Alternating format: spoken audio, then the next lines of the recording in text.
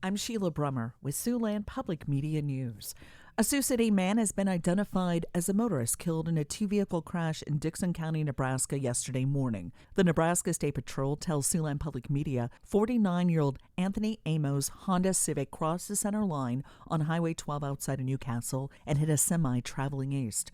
Amos was thrown from the vehicle and pronounced dead at the scene. The driver of the semi was not hurt. The crash remains under investigation.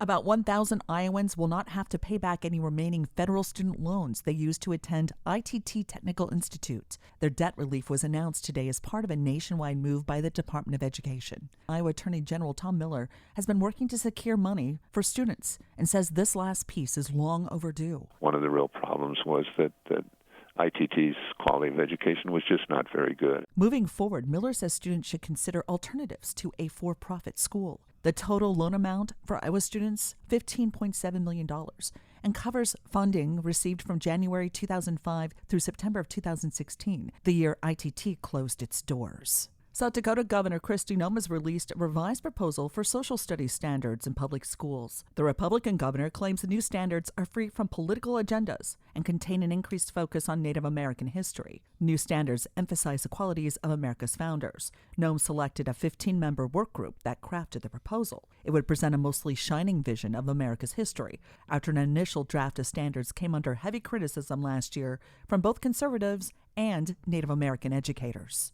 Iowa Democratic Senate candidate Mike Franken of Sioux City says his campaign is about putting country over political party. In a rain-shortened speech at the Iowa State Fair yesterday, that political divisiveness is causing neighbors with opposing beliefs to lose trust in each other. And it's the Iowa that I don't recognize, where dinners are awkward, conversations are jilted, stilted, where you're not so sure if you're friends with your neighbor anymore. Franken is challenging Republican Chuck Grassley, who is seeking his 8th term in the U.S. Senate.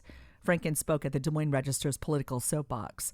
The most recent Des Moines Register MediaCom Iowa poll shows Grassley holding an 8 percentage point lead, but that lead is much smaller than Grassley has seen in previous elections. The last time Grassley won an election by just 8 points was back in 1980.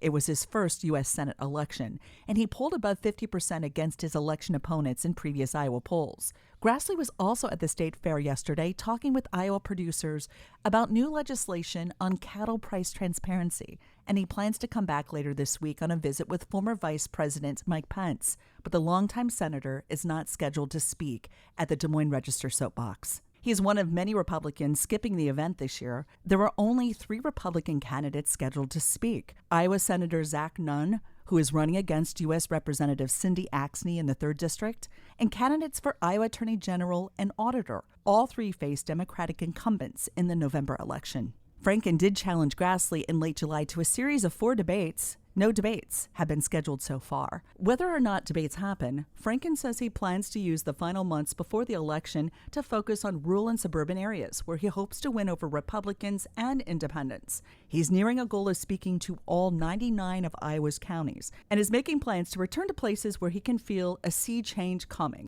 And the percentage of Iowa's corn and soybeans rated good or excellent declined at least 7 points last week, the largest such drop this year amid worsening drought conditions, according to the USDA. The latest report on Monday says 66% of the state's corn, 63% of soybeans were good or excellent. That was down from 73 and 71% a week ago. Sioux City did set a daily record for rainfall yesterday, with 1.94 inches at the Sioux Gateway Airport. Some spots in the metro area recorded even higher amounts. For Siouxland Public Media News, I'm Sheila Brummer.